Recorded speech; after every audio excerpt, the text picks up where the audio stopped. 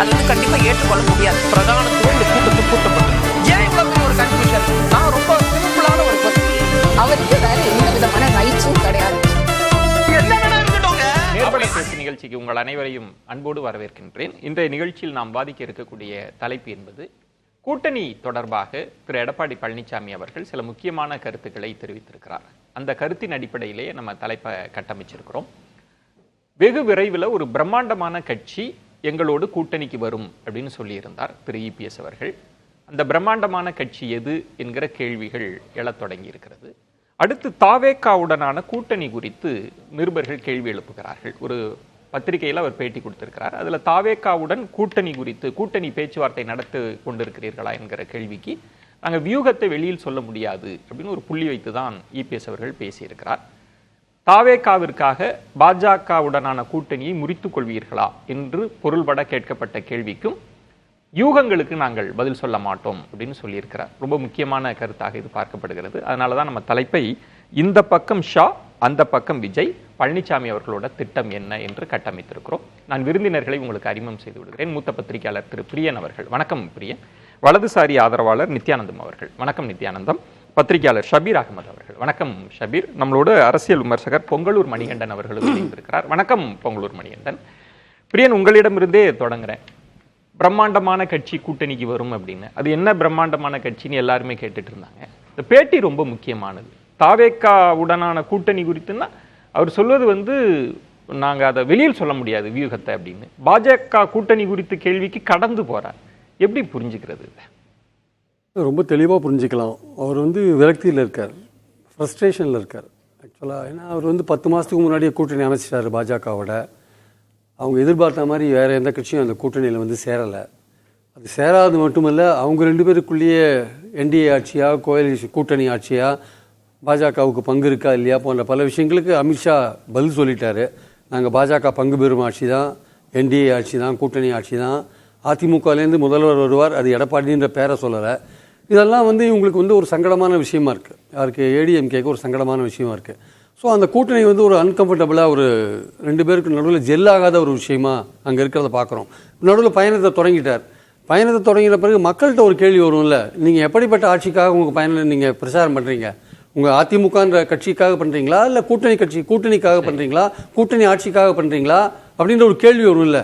அப்போது மக்கள்கிட்ட வந்து இவர் தெளிவாக விளக்கலைன்னா அது வந்து இவருக்கு ஒரு பின்னடைவை சந்திக்கக்கூடிய வாய்ப்புகள் இருக்குது. ஸோ இந்த பிரச்சனையில தான் அவர் வந்து எங்கே போனாலுமே இந்த கேள்வி கேட்குறாங்க. அமித்ஷா இது மாதிரி சொல்லியிருக்காரு, பாஜகவுக்கு பங்கு இருக்குன்னு சொல்கிறாரு, கூட்டணி ஆட்சியா கூட்டணி, இதே கேள்வி திருப்பி கேட்கும்போது அவரே என்ன பண்ணுறாரு, ஒரு இடத்துல ஒரு ரிப்போர்ட்டர்கிட்ட பேசும்போது அதிமுக யார் போய் சொல்ல, நீங்கள் சொல்லுங்கள், என் பேரை சொல்லுங்கன்ற மாதிரி கேட்குறாரு. ரிப்போர்ட்டர்ஸே சொல்கிறார். ஸோ அந்த அளவுக்கு அவர் போயிட்டார் ஆக்சுவலாக. அதனால் அவருக்கு வந்து ஒரு அன்கம்ஃபர்டபுளாக இருக்கும் பொழுது, ஏற்கனவே தாவேகாவோட பிரம்மாண்டமான கட்சின்றது தமிழ்நாட்டில் அதிமுக அடுத்தபடியா இப்போ இருக்கிற லெவலில் தாவேகா தான் இருக்கு, வேற எதுவும் இருக்கிற மாதிரி நமக்கு தெரியல. எல்லாரும் தாவேகான்றது அன்டெஸ்டட், பட் ஆனால் அது வந்து செல்வாக்கு மிக்க ஒரு நடிகர், அவருக்கு ஏதோ ஒரு ஓட் பர்சன்டேஜ் இருக்கு அப்படின்ற ஒரு எண்ணம் எல்லாருக்கும் இருக்கு. அவர் வந்து ஒரு செல்வாக்கு மிக்க நடிகராக இருக்கார், அவருக்கு ஏதோ ஒரு பர்சன்டேஜ் ஆஃப் ஓட்ஸ் இருக்கு அப்படின்ற ஒரு இம்ப்ரெஷன், பெர்செப்ஷன் வந்து மக்களுடைய பார்வை இருக்கு. குறிப்பா இபிஎஸ் அவர்களுக்கு இருக்குன்னு சொல்ல வரீங்களா? ஆமா, அவர் வந்து இந்த காங்கிரஸையும் பாஜக விட்டுருங்க, அவங்க நேஷனல் லெவலில் இருக்காங்க. தமிழ்நாட்டில் அவங்க ஒன்றும் பெரிய கட்சி கிடையாது. ஸோ தமிழ்நாட்டை பொறுத்த மட்டும் இப்போ 3ஆவதா ஒரு ஃபோர்ஸ்ன்னு பார்த்தீங்கன்னா அது விஜய் தான். ஸோ அந்த விஜய் இந்த வாட்டி எலெக்ஷன்ஸில் வந்ததுனால தான் கடந்த எலெக்ஷன்ஸில் இல்லாத அளவுக்கு சூழ்நிலைகள்லாம் இங்கே வந்து ஒரு மாதிரி சஸ்பென்ஸோடயே போயிட்டு இருக்கிறத நம்ம பார்க்குறோம். நம்ம ஆக்சுவலாக அவர் வந்தது தான் காரணம். ஒரு சஸ்பென்ஸோட தான் போயிட்டு இருக்கு எல்லாமே, ஒரு மூடு மந்திரத்தோட தான் போயிட்டு இருக்கு எல்லாமே ஆக்சுவலாக. என்ன மூடு மந்திரம்? அந்த மூடு மந்திரம்னா வந்து இப்போ இன்னைக்கு பாருங்க, இன்னைக்கு கேள்வி கேட்குறாங்க அவர்கிட்ட பார்த்து, நீங்கள் வந்து பாஜகவோட அவங்களோட இவரோட விஜயோட நீங்கள் பேச்சுவார்த்தை நடத்துறீங்களான்னு ஒரு கேள்வி கேட்குறாங்க. நான் ஹைப்போதெட்டிக்கல் கொஸ்டின்ஸ்க்குலாம் யூகத்துக்காக பதில் சொல்ல மாட்டேன், ஸ்ட்ராட்டஜியை பற்றிலாம் சொல்ல மாட்டேன் அப்படின்றார். அவரால் ஸ்ட்ரைட்டாகவே வந்து இல்லைங்க, நாங்கள் பாஜக கூட்டணியில் இருக்கோம், நாங்கள் எதுக்குங்க வேற ஒரு கூட்டணி மூலம் எங்கள் தலைமையிலே ஒரு கூட்டணி நாங்கள் அமைச்சிட்டு இருக்கோம், நாங்கள் எதுக்கு அவர் விஜய் வந்து அவர் தலைமையில் ஒரு கூட்டணின்னு சொல்கிறாரு, அந்த கூட்டணியில் நாங்கள் எங்கே போனோம், நாங்கள் எங்கள் தலைமையில் ஒரு கூட்டணி அமைச்சு பாஜகவோட நாங்கள் வேலை செஞ்சுட்டு இருக்கோம் அப்படின்னு சொல்லணும் ஆக்சுவலாக. அவர் என்ன சொல்கிறாரு, அதுக்கு பதில் சொல்லும்போது யூகத்துக்கெல்லாம் பதில் சொல்ல மாட்டேன், எங்கள் ஸ்ட்ராட்டஜியை பற்றி சொல்ல மாட்டேன் அப்படின்னா. 2 பிரியன், அதில் தாவேகாவுடன் கூட்டணி குறித்து பேசிட்டு இருக்கிறீங்களான்னா வியூகத்தை வெளியில சொல்ல மாட்டேன் அப்படின்னா என்ன பொருள்னா இருக்கலாம்ன்ற பொருள். பாஜகவுடனான கூட்டணி அதிலிருந்து வெளில வந்து தாவேகாவோட கூட்டணி அமைப்பீர்கள், அதுவும் ஹைப்போதெட்டிக்கல். அது யூகம்ன்றார், இத வியூகம்ன்றாரு, அதை யூகம்ன்றாரு. இதை எப்படி புரிஞ்சுக்கிறது? டாக்டிக்ஸ்னு ஒரு வார்த்தையை முதல்ல பயன்படுத்துறாரு. விஜயை பொறுத்த மட்டும் டாக்டிக்ஸ் அப்படின்னு பயன்படுத்துறாரு. பாஜக விட்டு வெளில வருவீங்கன்னா அது வந்து யூகம் ஹைபோதெட்டிக்கல் பயன்படுத்துறாரு. இப்படிதானே சொல்லுவாங்க. அதை எப்படிங்க நாங்க வெளியில வருவோம், நாங்க பாஜகவோட இருக்கோம்ல, நீங்க எப்படி அப்படின்னு தானே பதில் சொல்லியிருக்கணும். இப்போ திருமாட்ட ஒரு கேள்வி கேட்டாங்க, அதிமுகவோட நீங்க கூட்டணி சேருவீங்களான்னு. அப்போ திருமா சொன்ன பதில் என்னன்னா, அங்கதான் அவங்க தான் பாஜகவோட இருக்காங்களே அப்படின்னாரு. அப்போ பாஜகவோட இல்லாட்டி சேருவீங்களா அடுத்த கேள்வி வருது இல்ல. அப்போ இங்க நீங்க விஜயோட டாக்ஸ்ல இருக்கீங்களா அப்படின்னு கேள்வி கேட்ட போது அந்த விஜயோட பேரை மென்ஷன் பண்ணாமே நான் டாக்டிக்ஸ் எல்லாம் சொல்ல மாட்டேன் அப்படின்னா அது வெளிப்படையா தெரியுது. நீங்க ஒரு பேச்சுவார்த்தை அவங்க கூட நடத்திட்டு இருக்கீங்க. யாரு கூட? விஜய் கூட நீங்க பேச்சுவார்த்தை நடத்திட்டு இருக்கீங்க. விஜய்க்கு எப்போ விஜய் சொன்னாரோ நாங்கள் தனியாக தான் கூட்டணி, என் தலைமையில் தான் கூட்டணி கட்சிகள் அதிகாரத்தில் பங்கு போன்ற விஷயங்கள் அவங்க சொல்லிட்டாங்க. அவர் சொன்ன அன்னைக்கு அதிமுக வட்டாரத்தில் பெரிய டிசப்பாயின்மெண்ட்டு, தொண்டர்கள் மத்தியில் பெரிய டிசப்பாயின்மெண்ட்டு, இடைநிலை நிர்வாகிகள் மத்தியில் பெரிய டிசப்பாயின்மெண்ட்டு. அவங்க என்ன நினைச்சாங்க, எப்படியும் தாவேக்காவோட ஒரு கூட்டணி அமைஞ்சிரும். ஏன்னா அதுக்கு பாஜகவோட கூட்டணி அமைக்கிறதுக்கு முன்னாடியே ஒரு இன்ஃபார்மலாக ஒரு பேச்சுவார்த்தை ஓடித்து. ஆக்சுவலாக அதை நான் தான் எக்ஸ்போஸ் பண்ணேன் முதல்ல. அது ஓடித்து அது பெரிய ஒரு இதாச்சு. ஆக்சுவலாக அது ஓடி ஒரு கதை முடிஞ்ச பிறகு பாஜக அவங்கள கூப்பிட்டு வலையில போட்டாங்க. அது அவங்க அங்கே போயிட்டாங்க. அவங்க இப்போ அது அதிமுக தொண்டர்களுக்கு ஒரு ஏமாற்றமான விஷயம். அப்போ விஜய் சொன்னது என்னடா, அது ஒரு தலைமையில் தனி கூட்டணி பாஜகவோட அமைச்சிட்டோமே, நம்ம எப்படியும் பாஜகவோட உறவை கட் பண்ணிட்டு கடைசி நேரத்திலேயாவது இவர் போவாராங்க அப்படின்ற எதிர்பார்ப்பு அதிமுகவோட நிர்வாகிகளுக்கு இன்னும் இருக்குது சார். அந்த நிர்வாகிகளை ஏமாற்றக்கூடாதுன்னு அந்த பதில் சொல்லியிருக்காரு அவர். கவலைப்படாதீங்க, விஜய் கூட ஒரு ஆப்ஷன் இருக்கு. நம்ம எப்படியும் கடைசி நேரத்தில் நமக்கு பாஜக இதே மாதிரி கூட்டணி ஆட்சி, என்டிஏ ஆட்சி அந்த மாதிரிலாம் சொல்லியிருந்தாங்கன்னா அந்த இடத்துல நம்ம விலகி நம்ம போய் தாவேக்காவோட ஒரு அணி அமைச்சிடலாம். என்ன அதிகாரத்தில் பங்கு கொடுக்கணும் அவ்வளோதானே, அந்த சமயத்தில் சொல்லிக்கலாம் அப்படின்ற எண்ணத்தில் இவர் இருக்கார். நடுவில் இன்னொரு விஷயத்தை ட்ரை பண்ணி பார்த்தாரு. திமுக கூட்டணியை வீக் பண்ண முடியுமா, நம்மளை நோக்கி எல்லா கேள்வியும் வைக்கிறாங்க, நம்ம கூட்டணி அமையில நம்ம பலவீனமாக இருக்கோம். திமுக கூட்டணிக்கு நோக்கி ஒரு கேள்வி வச்சாரு. திருமாவுக்கும் கம்யூனிஸ்டுகளுக்கும் கொஞ்சம் கூட இதே இல்லை, அவங்கள பார்த்தா பாவமாக இருக்கு, எவ்வளோ அவமானப்பட்டு நீங்கள் அங்கே இருக்கணுமான்னு கேட்டாங்க. அவங்க நேற்று கிளியராக உங்கள் வஞ்சக வேலையில் விழ மாட்டோம் அப்படின்னு சொல்லிட்டாங்க. இன்னைக்கு என்ன பண்ணியிருக்காரு, ஒரு 5 நிமிஷத்துக்கு 10 நிமிஷத்துக்கு முன்னாடி ஒரு பேச்சு பேசியிருக்காரு. கம்யூனிஸ்டுகள் என்னைக்கு திமுக காசு வாங்கினாங்களோ அன்னைக்கே கம்யூனிஸ்ட் கட்சி செத்து விட்டது அப்படின்னு சொல்லிட்டார். அப்பவே செத்து விட்டதா? ஐயா, அது அப்ப செத்து விட்டது தானே. முந்தா நேற்று தானே நீங்க ரத்தன கமலம் விரிச்சிங்க, இன்னைக்கு எப்படி செத்து போச்சு திடீர்னு பேசலாம். முந்தா நேற்று ரத்தன கமலம் விரிச்ச கம்யூனிஸ்ட் கட்சி நீங்க செத்து போச்சா? எப்படி செத்து போகும்? மொத்தத்தில் எடப்பாடி அவர்கள் படு குழப்பத்தில் இருக்கார், படு விரக்தியில் இருக்கார் சார். அதோட விளைவு தான் இந்த மாதிரி அவர் பேசிட்டு இருக்கார். இன்னைக்கு கொடுத்த பேட்டி அவர் தாவேக்காவுக்காரன் கதை ஓப்பன் பண்ணி வச்சிருக்காரு. ஆனால் தாவேக்கா அவ்வளோ சுலபத்தில் இவங்களை சேர்க்கிற மாதிரி ஐடியாவில் அவங்க என்ன நினைக்கிறாங்க, அவங்களோட கண்டிஷன்ஸ் எல்லாம் ஒத்துண்டாதான் அவங்க சேர்த்து போன ஒரு லெவலில் அவங்க இருக்காங்க. அதனால இவங்க பல விதங்களை விட்டு கொடுக்க வேண்டிய அவசியம் இருக்கு. ஸோ பாஜகவும் அதிமுகவும் 2 பேருக்கு நடுவில் ஒரு நம்பிக்கையில்லா தன்மை இப்போ கிரியேட் ஆயிடுது. இந்த கூட்டணி எப்படி ஃபர்தரா ப்ரொசீட் பண்ணுன்றது ஒரு கேள்விக்குறியான அம்சம். 10 மாசம் முன்னாடி ஏன் நம்ம இந்த கூட்டணியை கட்டமைச்சோன்ற ஒரு கேள்வி அதிமுக எல்லா நிர்வாகிகள்ட்டையும் இப்போ இருக்கு. பொங்கலூர் மணிகண்டன், இப்போ நீங்க தான் எனக்கு விளக்கம் கொடுக்கணும். இபிஎஸ் அவர்களோட மனசை நன்கு அறிந்தவர்ன்றதுனால நான் 3 கேள்வி உங்கள்கிட்ட கேட்டேன். இந்த பிரம்மாண்டமான கட்சி என்னன்னா சொல்லணும், அது எது பிரம்மாண்டமான கட்சி? திமுக அதிமுகவை தாண்டி அப்படி ஒரு கட்சி எது, நீங்க தான் சொல்லணும்.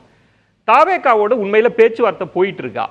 ஏன்னா அவங்க இபிஎஸ் அவங்க சொல்றது வியூகத்தை வெளில சொல்ல முடியாது அப்படின்னா ஏதோ ஒன்று இருக்குன்னு அர்த்தம். பாஜகவுடனான கூட்டணியை முறிச்சிட்டு தாவேக்காவோடு கூட்டணி வைப்பீங்களான்றதுக்கு அதெல்லாம் எப்படிங்க நீங்க கேட்கலான்னு அவர் சொல்லலை. யூகங்களுக்கு நான் பதில் சொல்ல மாட்டேன் அப்படின்னு 3மே அர்த்தம் புரிந்தது.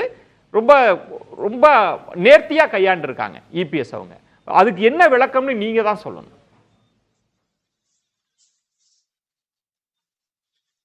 விஜயன் சார், உங்களுக்கு நன்றாக தெரியுங்க, தமிழ்நாடு முழுவதும் சுற்றுப்பயணத்தை துவங்கி இருக்கிறார்.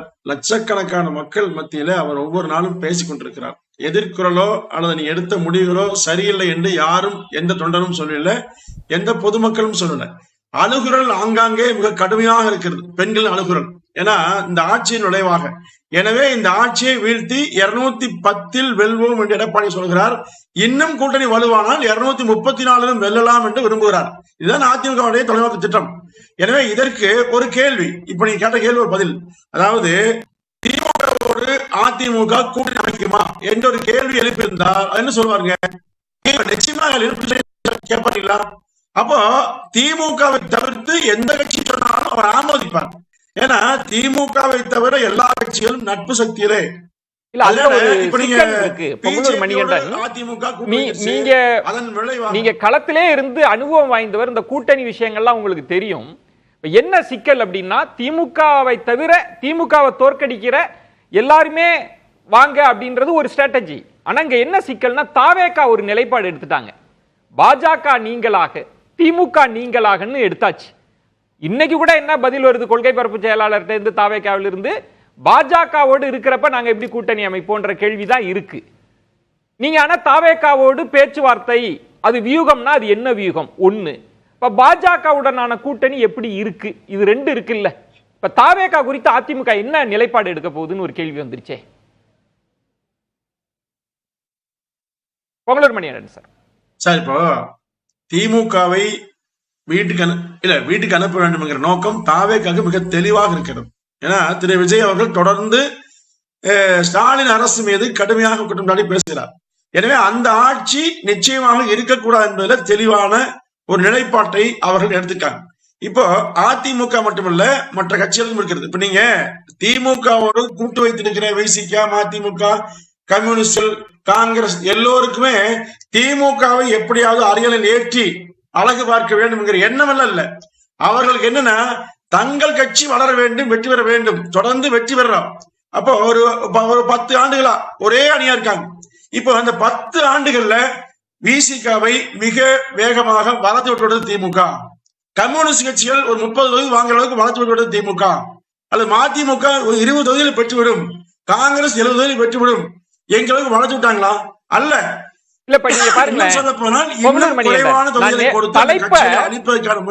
நான் நேரடியாகவே உங்கள்கிட்ட தலைப்பை சொல்லிடுறேன். இந்த பக்கம் அமித்ஷா அவர்கள், அந்த பக்கம் விஜய் அவர்கள், இபிஎஸ் அவர்களோட திட்டம் என்ன? இதான் கேள்வி. புரியுது சார். நீங்க தாவேகாவோடு கூட்டணி உண்டா இல்லையா, அதான் சார். ஆமா, ஒரே கேள்வி, அவ்வளவுதான். நான் சொல்றது திமுகவை தவிர்த்து எல்லா கட்சியோடும் கூட்டணி உண்டு. திமுகவை தவிர்த்து எந்த கட்சி வந்தாலும் கூட்டணியை அதிமுக விரும்பும், அமைக்குங்க. என்ன காரணம்னா, 234 திமுகவை எதிர்க்கிற ஒரு கட்சி பாஜகவையும் சேர்ந்து எதிர்க்கிறோம்னு சொல்றாங்க. அங்கதானே உங்களுக்கு சிக்கலே இருக்கு. இப்ப விஜய் எப்படி இல்ல சார், தமிழ்நாட்டில் ஆள்வது திமுக. புரியுது சார், தமிழ்நாட்டை ஆள்வது திமுக. அவர்கள் ஆள்கிற காரணத்திலேயே மக்கள் வாழ்வாதாரம் பாதிக்கப்பட்டிருக்கிறது. அது காரணமான திமுக. எனவே அவர்களை வீழ்த்துவதற்கான வியூகம் அமைக்கிற போது யார் என்று பார்க்க முடியாது. ஒரே பொது நோக்கம், திமுக வேண்டாம் என்பதா. அந்த நோக்கத்தை உடையவர்கள் யாரெல்லாம் இருக்கார்களோ அவர்கள் எல்லாம் ஒன்றிணைத்தால் தவறில்லை என்பதுதான் அதிமுக விருப்பம். இல்ல சார், வெளியே வருமா? உங்க பாயிண்ட் நான் புரிஞ்சுக்கிறேன். அது ஒரு எதிர்கட்சியாக வியூகத்துல சரிதான். என்னுடைய கேள்வி என்பது, இப்ப பந்து உங்கள்கிட்ட இல்ல, தாவேகா கையில இருக்கு. அவங்க என்ன சொல்றாங்கன்னா, பாஜக இருந்தா நாங்க வரமாட்டோம். அவங்களும் ஏடிஎம்கே ஆப்ஷனை ஓபன்ல தான் வச்சிருக்காங்க. ஆனா பாஜக இருந்தா வரமாட்டோம். அங்கதான் இந்த கேள்வி இருக்கு. இந்த பக்கம் ஷா இருக்காங்க, அந்த பக்கம் விஜய் இருக்கிறாங்க. நீங்க ஏதாவது ஒன்னதானே செலக்ட் பண்ண முடியும்.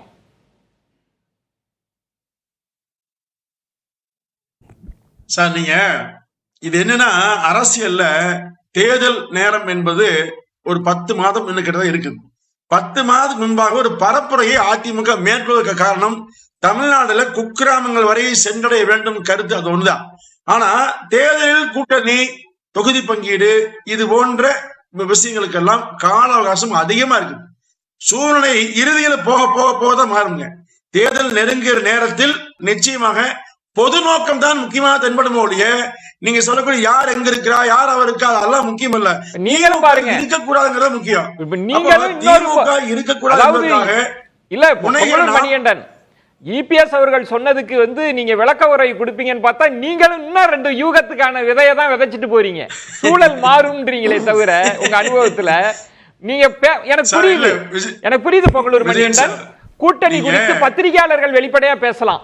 உங்களை மாதிரி ஆதரவாளர்கள் பேசுறதுல சிக்கல் இருக்கு. அதை நான் உணர்ந்து இருக்கிறேன். ஒருவேளை உங்களுக்கு மறுப்பு இருந்ததுன்னா மீண்டும் வாங்க, அந்த கருத்தை நீங்க மறுங்க. நான் உங்களோட நிலையை நான் புரிஞ்சுக்கிறேன். ஷபீர், மறுப்பு இல்ல. அதாவது ஒரு புள்ளி வச்சா நீ சொல்லுங்க. ஒரு புள்ளி வச்சா நீ கோலமே போட்டுருவீங்க. அதனால நான் தேவையில்ல வாத்தியலை புரியுது இல்ல, ஒரு புள்ளி வச்சா நீ கோலமே போட்டுருவீங்க. அதற்காக நான் போக விரும்பல. ஒரே நோக்கத்தில் அதிமுக இருக்கிறது. எப்படி 234 ஏன்னா திரும்ப 210 சொன்னாரு. 234 தோற்கடிப்பதற்கான வலிமை உள்ள அணியை அமைக்க வேண்டும். அதற்கு எந்த எல்லைக்கும் அதிமுக செல்லும். அங்குதான் எனக்கு ஒரு சிக்கல் இருக்கு. நான் பாயிண்ட் டேக்கன். ஷபீர், இப்போ பழனிசாமி அவர்களோட பேட்டியை பார்க்கிறப்ப பிரம்மாண்டமான கட்சி வரும் அப்படின்னு சொல்றாங்க. 2 முக்கியமான கேள்வி அதற்கான பதில்ன்றது வந்து தாவேகாவுடனான கூட்டணியை வந்து அவங்க நிராகரிக்கல. நான் வியூகத்தை சொல்ல மாட்டேன்றது. பாஜகவுடனான கூட்டணி குறித்து கேள்விக்கு யூகத்துக்கு பதில் சொல்ல மாட்டேன் அப்படின்னு. இது வந்து இப்ப ஒரு செய்தியில பத்திரிகையில கேள்வி கேட்கிறப்ப ரொம்ப கவனமாக வார்த்தைகளை போடுவாங்க. இந்த 2 கேள்வி பதிலை நீங்க எப்படி எடுத்துக்கிறீங்க? அதாவது அதில் ஒட்டுமொத்தமாக இந்த கூட்டணி சம்பந்தமாக ஒரு 4-5 கேள்விகள் இருக்கு. மீதி எல்லா கேள்விகளுக்கும் வந்து பெரிய பதில்களை சொல்லக்கூடிய இபிஎஸ் இந்த கேள்விகளுக்கு வந்து எஸ் ஆர் நோ அப்படின்ற அடிப்படையில் சுருக்கிறாரு. சில நேரடியான கேள்விகளுக்கே வந்து இது ஹைப்போதெட்டிக்கல் கொஸ்டின், இதுக்கு நான் வந்து பதில் சொல்ல முடியாது அப்படின்னு கடந்து போறாரு. அவர்கிட்ட பதில் இல்லை அப்படின்றது தான் வெளிப்படையாக தெரிகிறது. நீங்க இன்னைக்கு தாவேகாவோட பேச்சுவார்த்தை நடத்துகிறீர்களா இல்லையா அப்படின்னா அதை கன்ஃபார்ம் பண்றதுக்கு இல்லை. ஒருவேளை நடத்திட்டு இருக்காங்களோ? எல்லா கட்சிகளும் பேசுவாங்க.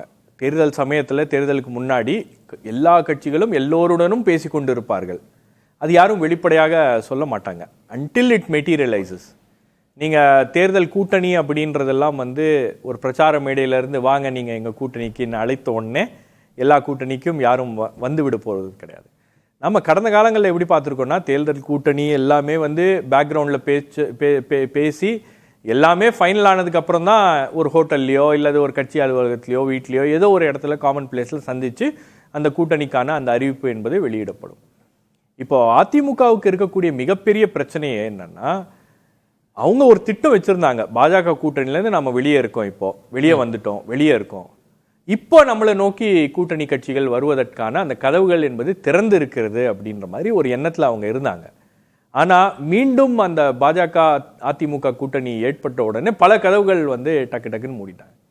இப்போ நீங்கள் அதிமுகவுடைய பொதுச் செயலாளராக, முன்னாள் முதலமைச்சராக ஒரு பிரச்சாரத்தில் திரு இபிஎஸ் அவர்கள் கம்யூனிஸ்ட் கட்சி எங்கள் கூட்டணிக்கு வாங்க அப்படின்னு அழைப்பு விடுக்கிறார். அதுக்கப்புறம் விசிகேக்கு அழைப்பு விடுக்கிறார். இந்த மாதிரி ஒரு அழைப்பு வருகிறது அப்படின்னும் போது அதை இமீடியட்டாக எந்த அரசியல் கட்சியும் வந்து நிராகரிக்காது. வேறத்தை கூட்டலான்னு தான் யோசிப்பாங்க. நமக்கு பாருங்க அங்கே ஆஃபர் இருக்கு அப்படின்ற மாதிரி யோசிப்பாங்க. ஆனால் இதை அடுத்த நாளே நிராகரிக்கிறாங்க அப்படின்னும் போது இது யாருக்கு ஒரு பெரிய பின்னடைவாக அமைகிறது? நீங்கள் இந்த விஷயங்கள்லாம் வந்து திரை மறைவில் செய்ய வேண்டிய விஷயங்கள்லாம் பொதுவெளியில் இபிஎஸ் செய்கிறார் அப்படின்னும் போது அவருடைய ஸ்ட்ராட்டஜியே தப்பாக இருக்கிறது அப்படின்னு பார்க்குறேன். பிரியன் சார் சொன்னது தான், அவர் கன்ஃபியூஸ்டாக இருக்காரு.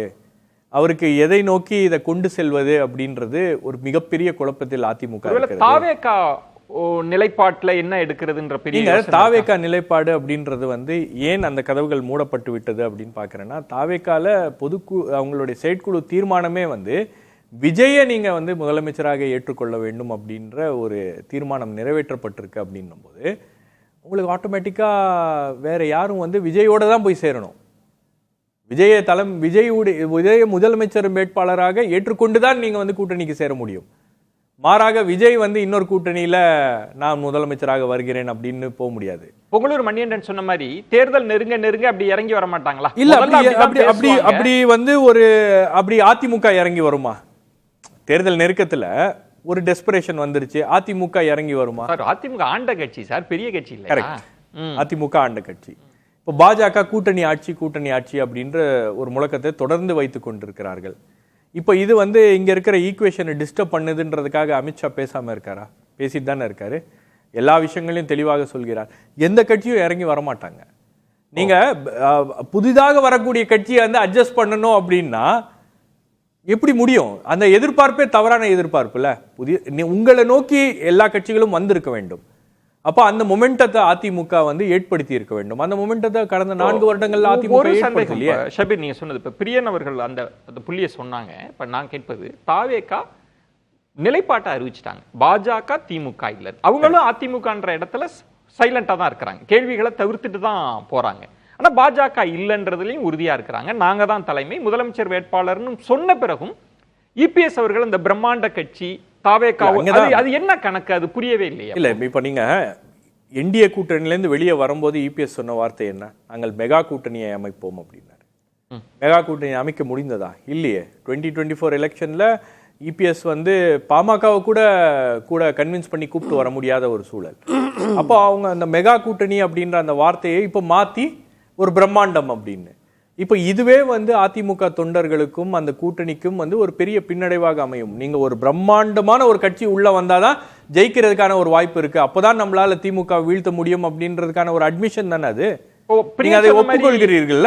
அதிமுக தொண்டர்களுக்கு அப்படி விருப்பம் இருக்கா? தாவேகா வரணும்ன்ற விருப்பம் இருக்கா? உங்களுக்கு தொண்டர்கள் மத்தியில ஒரு விருப்பம் இருக்கு அப்படின்றதுக்கு எப்படி நான் புரிஞ்சுக்கிறேன் அப்படின்னா, பாஜக அதிமுக கூட்டணி அமைந்த உடனே ஒரு உற்சாகம் தொண்டர்கள் மத்தியில காணப்பட்டுச்சா அப்படின்னா இல்ல. இன்னைக்கு கூட இபிஎஸ் தன்னுடைய பிரச்சார பயணத்தை துவங்கும் போது நாங்கள் பாஜகவுடன் ஏன் சேர்ந்து இருக்கிறோம் அப்படின்றத விளக்கக்கூடிய ஒரு நிலையில் தான் அவர் இருக்காரு. இப்ப இந்த ஒட்டுமொத்த பிரச்சார பயணமே தொண்டர்களை உற்சாகப்படுத்துவதற்கும் தொண்டர்களை கன்வின்ஸ் பண்றதுக்கும் தொண்டர்களை ரோட்டுக்கு கொண்டு வர்றதுக்கும், ஏன்னா தொண்டர்கள் நிறைந்த ஒரு கட்சி அதிமுக. நீங்க தொண்டர்கள் வந்து சோர்வு நிலையில இருக்காங்க அப்படின்னா அவங்க வேலை பார்க்க மாட்டாங்க அப்படின்றது அவங்களுக்கு தெரியுது. அப்போ அந்த இடத்துல வந்து அவங்கள உற்சாகப்படுத்தணும்னா ஏதோ ஒரு விஷயத்த சொல்லி அவங்கள ஒரு எதிர்பார்ப்பை உருவாக்கணும் அப்படின்றதுதான். அதுதான் தாவேகா எதிர்பார்ப்பு. அதுதான் தாவேகா எதிர்பார்ப்புன்னு. நீங்க தாவேகாவுடன் கூட்டணி அப்படின்றது அமையுமா அப்படின்னா அது ஒரு $1 மில்லியன் கொஸ்டின். எனக்கு தெரிஞ்சு நீங்க விஜய் வந்து நான் தான் முதலமைச்சர் வேட்பாளர் என்று அறிவித்ததுக்கு பிறகு நீங்க எந்த அண்டர்ஸ்டாண்டிங்ல இந்த கூட்டணி அமையும் அப்படின்னு பார்க்கணும். நீங்க 2.5 வருஷம் நீங்க முதலமைச்சரா இருங்க, 2.5 வருஷம் நாங்க முதலமைச்சரா இருக்கோம் அப்படின்ற ஒரு நிலைக்கு இவங்க வந்தாங்கன்னா அது ஏடிஎம்கேக்கு ஒரு மிகப்பெரிய செட்பேக். பெங்களூர் மணியன் ஒரு சின்ன விளக்கம் மட்டும் கொடுங்க. இப்ப கூட்டணி தொடர்பாக இப்ப இது ஒரு சவாலான விஷயம். இப்ப முன்பெல்லாம் திமுக அதிமுகன்னு இருப்பாங்க, மாற்று முகாம்ல வந்து பிடிக்காதவங்க எல்லாம் இந்த சைடு சேர்ந்துருவாங்க, அது ரொம்ப எளிதா நடக்கும்.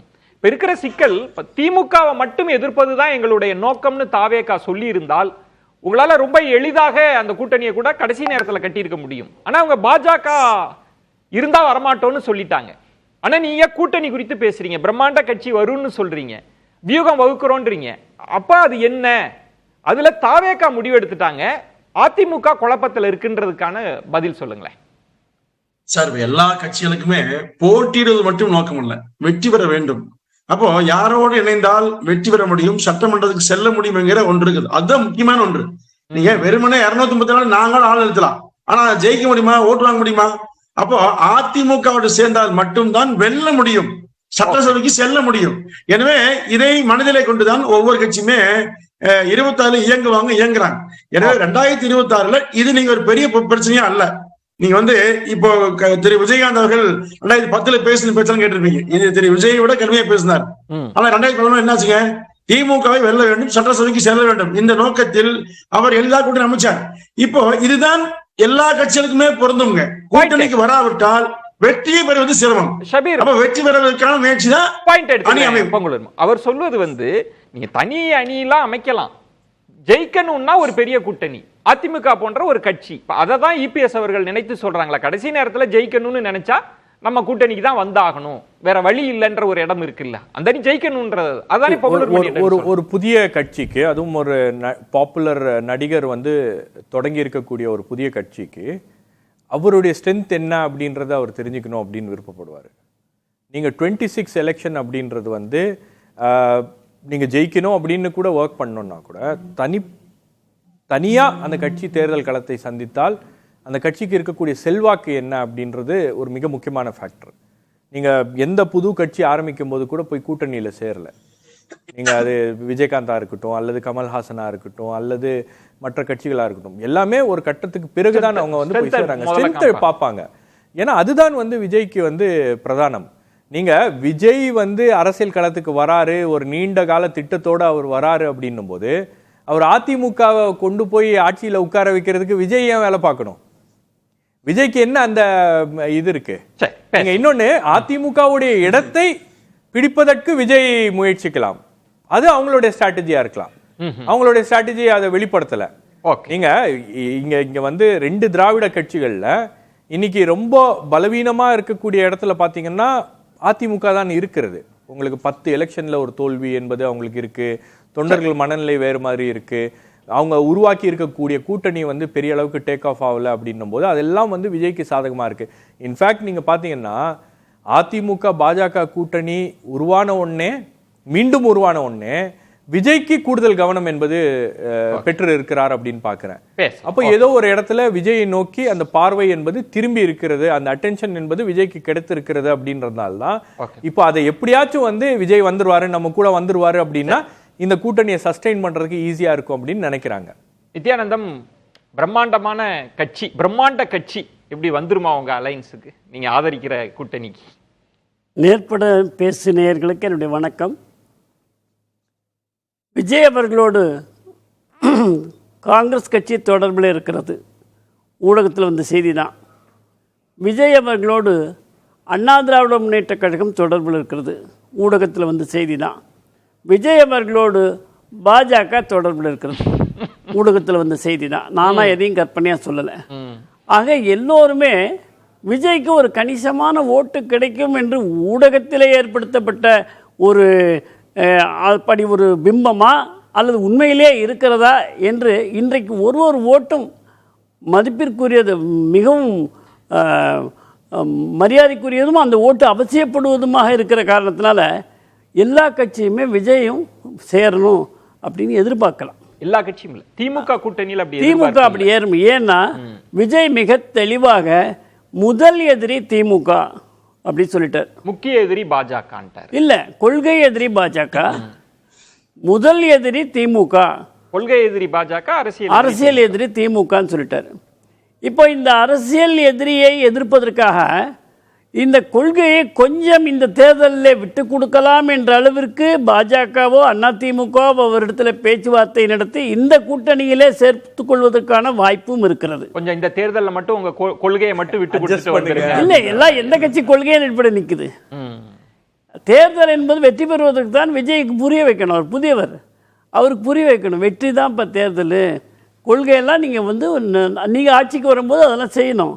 இப்போ வெற்றி தான் முக்கியம். பாரதிய ஜனதா கட்சி கூட எவ்வளவோ அஜெண்டா இருந்தது, மோடி வந்ததுக்கப்புறம் ஒன்றொன்னா நிறைவேற்றினாங்க. அதுக்கு முன்னே அதெல்லாம் பேசக்கூட முடியல, செய்யக்கூட முடியல. இப்போ எனக்கு புரியுது. இப்போ நித்யானந்தம், இப்போ விஜய் அவர்களை அழைத்து அமித்ஷா அவர்களோ இபிஎஸ் அவர்களோ புரிய வைப்பாங்க தேர்தல்னா என்ன, உறுதியா புரிய வைப்பாங்க. அவரும் புரிஞ்சுக்கிறது எவ்வளவு முக்கியம், அவரும் புரிஞ்சுக்குவார். சரி, நாம ஒரு யூகத்துக்காக பிரம்மாண்டமான கட்சி என்று சொல்வது விஜயோட கட்சியாக இருந்தாலும் கூட எடப்பாடி அவர்கள் சொன்னது, எடப்பாடி அவர்கள் விஜய் கட்சியோடு சேர்ந்து விட்டால் பாஜகவை விட்டு சென்று விடுவாரா என்ற ஒரு சந்தேகம் கூட இங்கே எழுப்பப்பட்டது. எடப்பாடி அவர்கள் பிஜேபியில் செல்வதற்கான சிக்கல் என்ன என்று பார்க்க வேண்டும். அதில் திமுகவை எதிர்ப்பதில் விஜயும் எடப்பாடியும் ஒன்றாக இருப்பார்கள். ஆனால் முதலமைச்சர் யார் என்று சொல்வதிலே மிக தெளிவாக விஜய் சொல்லிவிட்டார். கூட்டணிக்கு தலைமை யார் என்பதை விஜய் சொல்லிவிட்டார். இவற்றையெல்லாம் ஏற்றுக்கொண்டு அதிமுக முதல்வராக மட்டும் நான் இருந்து கொள்கிறேன், நீ துணை முதல்வராக இருந்து கொள் என்று சொல்லி எடப்பாடி அவர்கள் பேசினால் விஜய் அவர்கள் மற்ற கண்டிஷன்லாம் என்னன்னு கேட்பார். இப்ப நீங்க என்ன சொல்ல வரீங்கன்னா, ஒருவேளை அப்படி போனா இபிஎஸ் அவர்களுக்கு இருக்கிற நெருக்கடியை சொல்றீங்க. இப்ப பாஜக தான் ரொம்ப கம்ஃபர்டான ஸ்பேஸ். ஆமா, பாஜக ரொம்ப இபிஎஸ் எந்த நிமிஷத்துல வெளியில போறோம் அந்த நிமிஷத்துல விஜய் உள்ள வந்துருவாரு.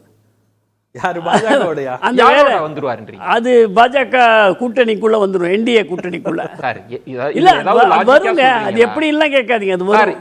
ஒருவேளை அவர் வெளியேறினால் அவர் தாவேகாவுக்காக தான் வெளியேற வேண்டி இருக்கும். அப்படி வெளியேறின பிறகு இது என்ன சார், இது வெளியேறிய பின்னாலே நான் தான் முதலமைச்சர் என்பதை எடப்பாடி விட்டு கொடுப்பார் என்று எவருமே தூக்கத்துல கூட நினைக்காதீங்க. ஏன்னா அவர் தான் முதலமைச்சர், அதுல சந்தேகமே வேண்டாம். பாஜக கூட என்ன சொல்லிருக்கு, அதிமுக சார் ஒரு பாயிண்ட் சார். இப்போ பொங்கலூர் மணிகண்டன் அது புடகமா சொன்னாங்க, அவங்க வெளிப்படையா சொல்ல முடியாத சூழல். இப்போ ஒருவேளை தாவேக அதிமுக ஒரு காம்ப்ரமைஸ்ல ஒரு அலைன்ஸ் வர வாய்ப்பே இல்லைன்னு சொல்றீங்க. என்ன காம்ப்ரமைஸ்? வரவே மாட்டாங்க. முதலமைச்சர்ல இந்த காம்ப்ரமைஸ் வராதுங்க. எப்ப தான் முதலமைச்சர் என்று தீர்மானம் போட்டு விட்டாரோ அதுல காம்ப்ரமைஸ் வராது. ஓகே, எங்கே காம்ப்ரமைஸ் வரும்? திமுகவை எதிர்ப்பதிலே ஒன்று கூடுவோம், அதுல காம்ப்ரமைஸ் வரும். கூட்டணியுடைய தலைமை நானாக இருக்கிறேன், அதுல கூட காம்ப்ரமைஸ் வரும். எடப்பாடியே இருக்கட்டும் பாரு. ஒரு ஷபீர் கேட்ட ஒரு கேள்வி, விஜய் அவர்கள் திமுகவை எதிர்ப்பது மட்டும்தான் அவரோட நோக்கமா? அதுக்காக ஒருத்தர் கட்சி ஆரம்பிச்சு இவ்வளவு தூரம் எல்லாத்தையும் விட்டுட்டு வந்திருக்கிறாரு. 4 வருஷமா 5 வருஷமா அவங்க கூட இப்போ வரக்கூடிய தேர்தலுக்குள்ள திமுக தான் ஆண்டு கொண்டிருக்கிறது. அப்போ ஒரு எதிர்க்கட்சி என்று சார் இப்போ ஒரு கேள்வி இருக்குல்ல, இப்ப விஜய் ரசிகர்களுக்கு அவர் கன்வின்ஸ் பண்ணணும்ல, என்னங்க இப்போ தலைவரை நீங்க எதுக்காக இபிஎஸ் அவர்களை முதல்வர் ஆக்குவதற்கு தான் நீங்க கட்சி ஆரம்பிச்சீங்களா? அதைத்தான் நீங்க சொல்றேன், அதுல காம்ப்ரமைஸ் வராதுன்னு. இல்ல இப்ப நீங்க எப்படி என்டிஏ அலைன்ஸ்குள்ள வருவாருன்றீங்க? ஆமா, என்டிஏ அலையன்ஸ்ல ஒரு முதலமைச்சராகவேன்னு ஒண்ணு கேட்க மாட்டாரு, அல்லது கேட்டா அவங்க என்ன செய்வாங்கன்னு தெரியாது. எடப்பாடி ஒத்துக்க மாட்டார், உறுதியா ஒத்துக்க மாட்டார். இப்ப நீங்க சொல்றது நித்யானந்தம், ஒருவேளை அந்த பிரம்மாண்ட கட்சி வந்ததுன்னா அது அதிமுக பாஜக கூட்டணிக்குள்ளதான் வர முடியுமே தவிர தனிச்சு போய் அமைக்க வாய்ப்பே இல்லை. தனித்து ஏன் அமைக்க முடியாது என்று சொன்னால், அவர்கள் எதிர்பார்த்ததை காட்டில் மிக குறைவான வாக்குகளை பெற்று இந்த முறை சரியான அடி வாங்கிவிட்டது, எல்லோருடைய கணிப்பையும் மீறி என்று சொன்னால் அடுத்த தேர்தலில் விஜய்க்கு மிகப்பெரிய கஷ்டமாக. இப்போ நித்யானந்தம் இன்னொரு பாயிண்ட் சொல்றாங்க. அமித்ஷா அவர்கள் என்ன சொன்னாங்க விஜய் குறித்த கேள்விக்கு, காலம் போகட்டும் நான் அதை பத்தி சொல்றேன்றாங்க. இப்போ இபிஎஸ் அவர்களும் அதே தான், வியூகத்தை சொல்ல முடியாதுன்னா ஒருவேளை அதிமுக பாஜக கூட்டணிக்குள்ளேயே விஜயை கொண்டு வந்தரலான்ற போக்கு இருக்கோ, அப்படி ஒன்று நடக்குதா? அது இப்போ ஒரு கட்சி ஒரு செல்வாக்கு மிக்க ஒரு நடிகர் ஆரம்பிச்சிருக்கார். அவருக்கு ஓட் பேங்க் என்னன்னு தெரியாது, பட் அவர் நடிகர் செல்வாக்கு மிக்க நடிகர், அவருக்கு ஏதோ ஒரு ஓட் பேங்க் இருக்குது. அதனால தான் இந்த கட்சிகள்லாம் வந்து அவரோட கூட்டணி சேரணும்னு ஒரு ஆசைப்படுறதை நம்ம பார்க்குறோம் நம்ம. ஆனால் அந்த புதிய கட்சி ஒரு கொள்கை பிரகடனம் செய்கிறாங்க. திமுக வந்து அரசியல் எதிரி, எங்களுக்கு பாஜக கொள்கை எதிரி. இப்போ பேசும்போது என்ன சொல்கிறார் விஜய், எங்கள் கொள்கை எதிரியுடன் நேர்முகமாகவோ மறைமுகமாகவோ தொடர்பு வைத்திருப்பவர்களுடன் நாங்கள் கூட்டணி வைக்க மாட்டோம். அது அதிமுகவுக்கு சொல்கிற விஷயம் தான் ஆக்சுவலாக. ஏன்னா அவங்க தானே வந்து நேர்முகமாக கூட்டணி வச்சுருக்காங்க பாஜகவோட, அதனால் அவங்களோட கூட்டணி வைக்க மாட்டோம். செயற்குழுவில் தீர்மானம், எந்த செயற்குழுலையாவது அந்த பாஜகவோட கூட்டணி இல்லைன்னு தீர்மானம் போடுவாங்களா? போட்டிருக்காங்க. திமுகவோட போட வேண்டிய, திமுகவை அழிக்கணும் தான் அவங்க, ஒழிக்கணும் தான் அவங்க வந்திருக்காங்க. அதை பற்றி நம்ம கவலை இல்லை. பாஜகவோட கூட்டணி இல்லைன்ற ஒரு விஷயத்தை அவங்க போட்டாங்க. இதுக்கப்புறமும் வந்து பாஜக வந்து அதிமுக வந்து விஜய் வருவார் அப்படின்னு எதிர்பார்க்கறது, இல்லை அவருக்கு அழைப்பு கொடுக்கறது, இல்லை அவருக்கு வந்து அவருக்கு ஃபீலர்ஸ் விடுறது, இந்த மாதிரி விஷயங்கள்லாம் அது வந்து ஒரு அரசியலில் வந்து செய்யக்கூடிய விஷயந்தான். ஆனால் அது பார்க்குற ஜனங்களுக்கு, மக்களுக்கு எப்படி தோணுன்னா, ஒரு குறைந்தபட்ச ஒரு அரசியல் நாணயம் கூட இல்லை, அவன் கதவை சாத்திட்டு இருக்கான், அவன் கதவை போய் தட்டிட்டு இருக்கானே அப்படின்னு ஒரு இந்த கட்சியை பற்றின ஒரு மதிப்பீடு குறையும். ஆக்சுவலாக பாஜக பற்றி ஆல் இண்டியா லெவலில் இவ்வளோ பெரிய பார்ட்டியாக இருக்கான் பாருங்கள், அவன் வந்து கழுத்தை பிடிச்சி வெளில தள்ளின்னு இருக்கான், இவங்க போய் அவன் கதவை தட்டின்னு இருக்காங்க அப்படின்னு எண்ணம் தான் வரும். அரசியலில் வைக்கலாம் கிடையாது வச்சுக்கோங்க, அதெல்லாம் பார்த்தா முடியாது. ஆனால் கடைசி சமயத்தில் 4 முனை போட்டின்னு இருக்கும்போது திமுகவை வெற்றி பெற முடியாது, அதுக்கு ஒரு எட்ஜ் இருக்குது 4 முனை போட்டியில் அப்படின்ற ஒரு எது வரும்போது அப்போ வந்து இந்த கட்டுக்கள்லாம் உடையிறதுக்கான வாய்ப்பு இருக்குது. நீ முதல்வரா நான் முதல்வரா அந்த மாதிரி விஷயங்கள்லாம் உடைச்சிட்டு அதிமுக தலைமையோட சேர்றதுக்கான வாய்ப்பு அங்கதான் வாய்ப்பு இருக்கு. நித்யானந்தம், பிரியன் சொல்றது ஒருவேளை அந்த இடத்துல சமரசம் நடக்கலாம், அதிமுக தாவேக்காவுக்கு இடையில சமரசம் நடக்கலாமே தவிர பாஜகவோடு நடக்க வாய்ப்பு இல்லை. அப்ப நீங்க எப்படி தாவேக்கா அதிமுக வந்து இல்லவே நடக்கவே நடக்காதுன்னு எப்படி சொல்றீங்க? எடப்பாடி அவர்களை நன்றாக புரிந்தவர்கள் இதை ஏற்றுக்கொள்ள மாட்டார்கள். முதலமைச்சர் எடப்பாடி அவர்கள் தான். அங்க காம்ப்ரமைஸ் விஜய் பண்ணாருன்னா, விஜய் ஏன் காம்ப்ரமைஸ் பண்ணணும்? அவருக்கு பெரிய பிம்பம், அவர் வந்து தான் தான் அடுத்த முதலமைச்சர் வெற்றி பெறுவேன்ற ஒரு சிந்தனையில் தான் இருக்கிறார். ரெண்டாவது, அதிமுக பாஜகவோடு என்றைக்குமே உறவு கிடையாது, கதவு சாத்தி விட்டோம் என்று தான் சொன்னார்கள். 4 ஆண்டுகளாக தொடர்பில்லாமலே இருந்தார்கள். அவர்கள் இன்றைக்கு பாஜகவோடு வருகின்றார்கள், கொள்கையிலே சற்று சமாதானம் செய்து கொள்கிறார்கள் என்று சொன்னால், அனுபவம் மிக்க ஒரு 4.5 ஆண்டுகள் முதலமைச்சராக இருந்த எடப்பாடி அப்படி இறங்கி வந்திருக்கிறார் என்று சொன்னால், விஜய் இறங்கி வரதுக்கு எவ்வளவு நேரம் ஆகும்? விஜய் இறங்கி வந்துருவார், கண்டிப்பா வருவார். ஒரு கட்சி அப்போ விஜய்க்கு இருங்க, நான் முடிச்சிடறேன். விஜய் அவர்களுக்கு அனுபவம் இருக்கிறதோ இல்லையோ, எப்படி ஆந்திராவில் இருக்கிற மாதிரி ஒரு துணை முதல்வர் என்பதை உறுதி கொடுத்தால் ஏன் விஜய் வர முடியாது? ஒரே ஒரு விஷயம், அதாவது அவர் சொன்னது இபிஎஸ் அவர்களே நிலைப்பாடு மாத்தினாங்க இல்லையா? ஒரு கட்சி விஜய் மாத்த மாட்டாரா? இல்ல, ஒரு கட்சி ஆரம்பிக்கிற விஜய் வந்து பாஜகவோட சேர மாட்டோம்னு ஒரு முடிவு எடுத்த பிறகு எடுத்த உடனே அந்த கட்சி தன்னோட கொள்கையில தடுமாறி ஒரு கூட்டணி சேருது வச்சுக்கோங்க, அது அந்த கட்சிக்கு பின்னாடியே போகும். ஒரு 2-3 தேர்தலில் தோக்குறீங்க, தோத்த பிறகு சரி வேற வழி இல்லை, நம்ம இந்த மாதிரி ஒரு காம்ப்ரமைஸ் பண்ணிக்கணும்னு நினைச்சு பண்றது வேற விஷயம். எடுத்த உடனே நீங்க வந்து தடுமாறினீங்கன்னா மக்கள் உங்களை பின்னுக்கு தள்ளிடுவாங்க. எடுத்த உடனே விழுந்தால் திரும்பி எந்திரிக்கவே முடியாது. அது ஒருவேளை பாஜகவுக்கு எதிர்பார்ப்பு இருக்கும். இப்ப நித்யானந்தம் அவர்கள் பேச்சில் இருந்தும் டாக்டர் தமிழிசை, நயனார் நாகேந்திரன் பேச்சில் இருந்தும் அவங்க விஜய் எப்படியாவது கொண்டு வந்துட முடியும், கடைசி நேரத்தில் அவர் காம்ப்ரமைஸ் ஆகி வருவார்ன்ற எதிர்பார்ப்பு இருக்கே. அதுல விஜய் வந்தால்தான் நமக்கு ஜெயிக்கிறதுக்கு ஒரு வாய்ப்பு அப்படின்ற நிலைமைக்கு அதிமுக பாஜக கூட்டணி டெஸ்பரேட்டாக இருக்காங்க அப்படின்றது தான் இதுலேருந்து நம்ம புரிந்து கொள்ள வேண்டும். அவங்களால திமுக அணியை தோற்கடிப்பதற்கான வியூகம் அப்படின்றது இல்லை, அந்த கூட்டணி பலம் என்பதும் இல்லை அப்படின்றது தெரியுது. அந்த கூட்டணி இன்டாக்டாக இருக்குது. இப்போ நீங்கள் ஒரு கட்சியுடைய பொதுச் செயலாளரே வந்து ஒரு அழைப்பு விடுத்ததுக்கு பிறகு கூட அதை 3 கட்சி ஒரே நாளில் நிராகரிக்கிறது அப்படின்றது அந்த கட்சிக்கு எவ்வளோ பெரிய ஒரு பின்னடைவு. அது வந்து உண்மையிலேயே நான் பார்த்தேன்னா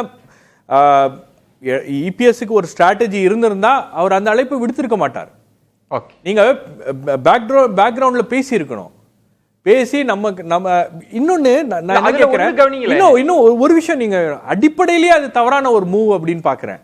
நீங்க கொள்கை ரீதியாக சிபிஎம் வந்து பாஜகவை எதிர்க்கிறது, கொள்கை ரீதியாக விசிகே எதிர்க்கிறது. அப்ப அந்த கட்சிகளுக்கு நான் பாஜக கூட்டணிக்கு அழைப்பு விடுக்கிறதே வந்து ஒரு தவறான ஒரு இடத்துல. எனக்கு ஒரு கிளாரிட்டி, இபிஎஸ் அவர்கள் அழைப்பு விடுத்தது பாஜக கூட்டணிக்கு அழைப்பு விடுத்தாங்களா இல்ல அதிமுகவுக்கு?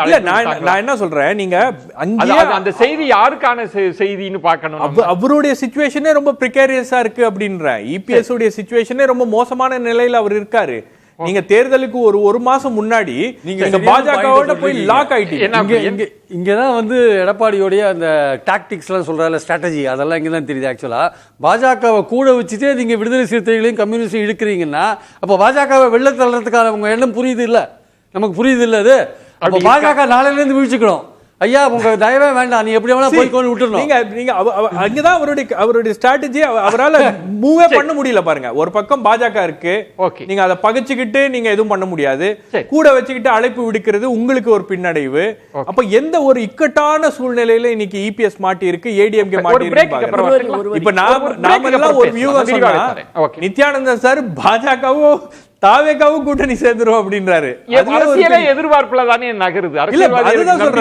அதாவது நீங்க யோசிக்காத ஒரு கோணத்துல கொண்டு வந்து ஒரு விவாதத்தை. பொங்கலூர் மணிகண்டன், இப்ப சம்பந்தப்பட்டவங்களால கூட்டணி தொடர்பாலாம் உடைச்சு பேச முடியாதுதான், அதை நான் உணர்ந்துதான் நான் கேட்கிறேன். இப்போ ஷபீர் அவர்கள் சொன்னதோ பிரியன் அவர்கள் சொன்னதோ எடப்பாடி அவர்களோட அந்த கூட்டணி தொடர்பான நிலைப்பாடு ஒரு விதமா புரியாத தன்மையில இருக்கு. திடீர்னு கம்யூனிஸ்டுகள் விசிகாவுக்கு அழைப்பு, எப்படி பாஜக வச்சுக்கிட்டே அழைச்சாங்கன்ற ஒரு கேள்வி இருக்கு. தாவேகா இது புரிஞ்சுக்கவே முடியலையே, நீங்க எப்படி புரிஞ்சுக்கிறீங்க அதை? இல்ல, சபீர் சார் சொன்ன ஒரு கருத்து பாத்தீங்கன்னா, இப்ப நீங்க கூட்டணிக்கு அழைப்பதே பலகீனம். இப்ப நீங்க தமிழ்நாட்டுல இந்தியாவில மூத்த தலைவர் ஐயா கலைஞர் கருணாநிதி அவர்கள் 2011 திரு விஜயகாந்த் அவர்களை வற்புறுத்தி அழைத்து பார்த்தார். அதாவது அழைப்பது என்பது அது உரிமைங்கிறது. எந்த ஒரு அரசியல் கட்சியுமே யாருமே அழைக்கலாம், அது தவறு கிடையாது. ஆனா அதற்காகவே அது தவறுன்னு சொல்ல முடியாது. இப்ப அடுத்தது முதலமைச்சர் வேட்பாளர் இல்ல, அதுல ஒரே ஒரு விளக்கம் மட்டும் கொடுங்களேன் பொங்கலூர் மணிகண்டன். அழைப்பதுல தவறு இல்ல, நீங்க கூட்டணியை விரிவுபடுத்தணும்னு. பாஜக கூட்டணிக்குள்ள இருந்துகிட்டே விசிகாவையும் கம்யூனிஸ்டுகளையும் அழைச்சது எல்லாரும் ஆச்சரியமா பாக்குறாங்களே. உங்க பூடகமான ஒரு கேள்வி என்னன்னா, பாஜகவை வெளியேற்றீங்களா கேக்குறீங்க, அதான் உண்மைங்க. இல்ல நான் அப்படி கேட்கல, அதிமுக தொண்டர்களுடைய மனநிலை என்னவா இருக்கு? பாஜக கூட்டணியை அவங்க வரவேற்கிறாங்களா, ஆமோதிக்கிறாங்களா? சபீர் சார், இப்ப நீங்க கோயம்புத்தூர்ல மேட்டுப்பாளத்துல இருந்து எடப்பாடியார் பிரச்சாரம் தொடங்கினார், பாத்துருப்பீங்க. நான் கூட தான் போயிருந்தேன். எங்கேயுமே அந்த மாதிரி விரிசலோ சங்கடமோ வருத்தமோ ஆட்சி தொடர்பு இல்ல. இன்னும் கூட்டணியை வலுப்படுத்தினாலும் மகிழ்ச்சி அடைவாங்க. பிஜேபி வந்ததுனால எந்த வருத்தமும் இல்ல, ஏன்னா வாக்கு கொடுங்க. இப்ப நீங்க ஒண்ணு இல்ல, முதலமைச்சர் வேட்பாளர் அறிவிச்சிட்டாங்க, அதனால வரமாட்டாங்கன்னு சொன்னீங்கன்னா, திரு சீமான் முதலமைச்சர் வேட்பாளர் ஜெயிக்க போறாரா? ஜெயிக்க போறான்னு தெரியும். ஏற்கனவே கமலஹாசன் முதலமைச்சர் வேட்பாளர் ஜெயிக்க போறான்னு தெரியும். மக்கள் நல கூட்டணி 2016 ஆரம்பிச்சு முதலமைச்சர் வேட்பாளர் கொள்கை அணியே சொன்னாங்க. என்னாச்சு? அப்போ வெற்றி பெறுகிற போதுதான் அந்த அணி நிக்குங்க. இப்ப திமுகவோடு நிற்பதற்கான காரணம் அணிகள் வெற்றி ஒன்றுதான், கொள்கை எல்லாம் அல்ல. இல்ல பொங்கலூர் மணிகண்டன், நீங்க சொல்றதுதான், அதுக்காக தான் தேர்தல் உடன்பாடு அப்படின்னு வச்சிருக்கிறாங்க. ஆனா சில கட்சிகள் வந்து சேரவே முடியாத தன்மையிலும் இருக்கு. இப்ப இடதுசாரிகள் பாஜகவோடு இணையறதுக்கான வாய்ப்பு இருக்கா? இல்ல. இப்ப காங்கிரஸும் பாஜகவும் இணைவாங்களா? வாய்ப்பே இல்ல. அந்த ஒரு சூழல் இருக்கு. ஒண்ணு. ரெண்டாவது, நீங்க யோசிச்சு பாருங்க பொங்கலூர் மணிகண்டன், பிரியன் சொன்ன மாதிரி தாவேக செயற்குழுவிலே தீர்மானம் போடுறாங்க. கொள்கை எதிரின்னு சொன்னவங்க காம்ப்ரமைஸ் பண்ணிக்குவாங்கன்னு நீங்க எதிர்பார்க்கறீங்களா? இல்ல, நான் வந்துங்க தாவேகா வரும் என்பதற்காக நான் எதையும் சொல்லல. இப்ப கம்யூனிஸ்ட் கட்சி கேரளாவில் காங்கிரஸ் ஒரு முரண்பாடு, தமிழ்நாட்டில் கூட்டணி பல மாநிலத்தில் உண்டு. இப்ப நீங்க ஊபி எடுத்துங்க, இல்ல நீங்க மகாராஷ்டிரா எடுத்துங்க, சிவசேனாவோடு காங்கிரஸ் சேர முடியுங்களா? சேர்ந்து இல்லைங்களா? இப்ப நீங்க மம்தா பானர்ஜி காங்கிரஸ் எடுத்து வெளியே வந்தவங்க சேர்ந்தாங்க இல்லைங்களா? அதாவது ஒரு பொது நோக்கம் தான் முக்கியம் இங்க. ஓகே. நீங்க சொல்லக்கூடிய இந்த மத்த எந்த நோக்கத்தையும் விட்டுருங்க. முதலமைச்சர் இப்ப அறிவிச்சாங்க, அது எல்லாம் விட்டுருங்க. ஒரே ஒரு பொது நோக்கம், இவரை தோற்கடிக்காவிட்டால் எனக்கு கட்சி இருக்குமா என்கிற சந்தேகம் எல்லாருக்கும் வருங்க. திரு விஜய் சொல்றேன் நானு, இப்போ 26ல திமுக ஜெயிச்சிருது, விஜய் கட்சி விடுவாங்களா? அதாவது பலம் வாய்ந்த அதிமுகவுக்கு எவ்வளவு கஷ்டப்படுத்துறாங்க, ஆனா எந்த பலமும் இல்லாத விஜய் கட்சியை விட்டு வைப்பாங்களா? அப்ப இதையெல்லாம் விஜய் உணவு இருப்பார்களா? ஒரு பொது நோக்கம், திமுகவை 26 வீழ்த்தாவிட்டால் தங்கள் கட்சிக்கு ஆபத்து என்று எல்லா கட்சியும் கருதுவாங்க. அந்த அடிப்படையில் எல்லோரும் ஒன்றிணைந்து காலத்தின் கட்டாயமா மாறுங்க. இப்போ பொது நோக்கம்னு பிக்ஸ் பண்ணிட்டா எளிதாக ஒரு அணி கட்டிட முடியாதா? திமுகவை வீழ்த்துகிற நினைக்கக்கூடியவர்கள்லாம் வந்துருங்க, நம்ம காம்ப்ரமைஸ் பண்ணிக்கலாம்னு வாய்ப்பு இருக்காதா? சுருக்கமா சொன்னா நித்யானந்தம் அவர்கள்ட்ட. நீங்க திமுகவை வீழ்த்துவது ஒண்ணு, பட் அதே நேரத்துல திமுக அணி ஏன் ஸ்ட்ராங்கா இருக்கு? திமுக அணி பாஜகவை வீழ்த்த வேண்டும் அப்படின்னு நினைக்கிறாங்க. பாஜக தான் பொது எதிரியாக அவங்க மாத்தி இருக்காங்க. அப்போ இங்க பிரச்சனையே பாஜக தான். பாஜகவை ஒரு பொது எதிரியாக தமிழக தளத்துல நிறுத்தி இருக்காங்க. அதிமுக தவிர அதிமுக என்ற கட்சியும் ஒரு கட்டத்தில் பாஜகவோட கூட்டணி இல்லை அப்படின்னா பாஜக பொது எதிரியாக தான் பார்த்திருக்கும். அப்போ பாஜகவை பொது எதிரியாக நிறுத்துகிறார்கள் அப்படின்னும் போது உங்களுக்கு தாவேகாவும் அதே நிலைப்பாடுல தான் அதை அணுகுகிறது, அதை பார்க்கிறது. அதனாலதான் கொள்கை ரீதியாக நாங்க பாஜகவை எதிர்க்கிறோம், கொள்கை ரீதியாக கூட்டணி இல்லை அப்படின்னு செயற்குழுல பிரகடனப்படுத்துறாங்க. நீங்க அதெல்லாம் பண்ணிட்டு மறுபடியும் நீங்க இந்த அண்டர்ஸ்டாண்டிங்ல உள்ள போறோம், திமுகவை எதிர்க்கிறோம் அப்படின்னா தாவேகா அவ்வளவுதான், இத்தோட தாவேகா கதை முடிந்தது. அப்படின்னா எங்க இந்த டிபேட் சுவாரஸ்யப்படுதுன்னா, மற்றபடி 2019 என்டிஏ அலைன்ஸ் அமையுன்றதுல கூட யாரும் டிஸ்பியூட் பண்ண போறது இல்லை, எல்லாரும் கூட சேர்ந்துடலாம். திமுக வீழ்த்துறோம்னு சொல்லி டிடிவி அவர்களோ ஓபிஎஸ் அவர்களோ தேமுதிகவோ பாமகவோ. பிரச்சனை தாவேகா, நீங்க தாவேகாவை பிக்ஸ் பண்ணா அதுக்கு முடியாது, அது சிக்கலா தான் இருக்குன்றது தான். 2024 பாராளுமன்ற தேர்தல் அதிமுகவோடு உடன்பாடு இல்லை, தனியாகத்தான் நின்றது. நோட்டாவுக்கு கீழே இருந்த பாரதிய ஜனதா கட்சி 18.5 விழுக்காடு அந்த அணி பெற்றிருக்கிறது. அப்படின்னா அண்ணா திராவிட முன்னேற்றக் கழகம் 20 விழுக்காடு, 2 விழுக்காடு மேலும் கீழுமாகத்தான் இருந்திருக்கிறது பாராளுமன்ற தேர்தல். இது ஒரு ரெஃபரன்ஸுக்காக தான் சொல்றேன், அதிமுகவை குறை சொல்லணுங்கிறதுக்காக சொல்லல. முன்னாடி கூட்டணிக்கு முன்னாடி அப்படி சொல்லுவீங்க, இப்ப அதை மாத்தி தன்மை அடைஞ்சிட்டு. ஆமா, அதனால இது ஊருக்கே தெரிஞ்ச விஷயம். இப்போ விஜய் அவர்களை பற்றி நாம் பேசுகின்ற பொழுது, கொள்கை என்று சொன்னால் கட்டுக்கோப்பாக திமுக இருக்கிறது என்று சொன்னார். சபீர் சொல்லும்போது சொன்னார் கட்டுக்கோப்பாக இருக்குது. சாதாரணமாகவே புகைச்சல் என்ன என்று சொன்னால் அதிகாரத்தில் பங்கு, அதிக இடம் என்று திமுக கூட்டணி அவ்வப்போது கேட்டு வருவதை நாம் கேட்டிருக்கிறோம், பார்த்திருக்கிறோம், ஊடகத்தில் படித்திருக்கிறோம். அது நீர்மூத்த நெருப்பாக இருந்து கொண்டிருக்கிறது. தேர்தல் நெருங்க நெருங்க என்ன ஆகும் என்று சொல்ல முடியாது. சரி, அதனால கடந்த காலத்தில் இருந்த மாதிரி கட்டுக்கோப்பாக திமுக கூட்டணி இருக்கிறது என்பது சொல்ல முடியாது. ப்ராப்ளம் திமுக கூட்டணி எப்படி இருக்குன்றது இல்ல. இப்ப நீங்க சொன்ன மாதிரி பிரச்சனைகள் இல்ல, நான் வரேன், நான் எதுக்காக அதை சொல்றேன், நான் கேட்பது தாவேகாவை நீங்க எப்படி கொண்டு பிளேஸ் பண்ண. ஆனா பிஜேபி பாரதிய ஜனதா கட்சி என்டிஏல இருந்து கொண்டு, எடப்பாடி அவர்கள் என்டிஏவுடைய தலைவராக தமிழகத்தில் இருந்து கொண்டு, கம்யூனிஸ்ட் கட்சியை இப்போ விசிகா கூட அழைக்கலாம், ஏன்னா பாஜகவோட அது இருந்திருக்கிறது. சரி, கம்யூனிஸ்ட் கட்சிகளை அழைப்பது என்பது கொண்டையை மறைக்க தவறிவிட்டார் என்பதைத்தான் சொல்ல வேண்டும். என்ன எனக்கு புரியலையே, இது கொண்டையை மறைக்கல, அதனால என்னன்னு தெரிஞ்சு போச்சு. வெளியே போகிறதுக்கு நீங்கள்லாம் சொல்லக்கூடியதுக்கு ஏதோ ஒரு சின்ன ஆதாரம், அந்த கொண்டையை மறைக்காம அவர் இருந்துட்டார். கன்வின்ஸ் ஆகுறாங்கன்னு நினைக்கிறேன், வெளியில போக விருப்பப்படுறாருன்னு. ஆமாங்க, கொண்டையை மறைக்கலைங்க. கம்யூனிஸ்டை கூப்பிட முடியுமா? Manikandan, note this point. பாருங்க, நித்யானந்தத்துக்கு ஏன்னா அதான் சபீர் சொன்னாங்க. ஏன் அதை சொன்னேன்னா, இபிஎஸ் போன்ற அனுபவமிக்க அரசியல்வாதிங்க நீங்க கம்யூனிஸ்டுகளை அழைச்சா அது எப்படின்னு எல்லாருக்கும் குழப்பம். சரி, அது போட்டோம்.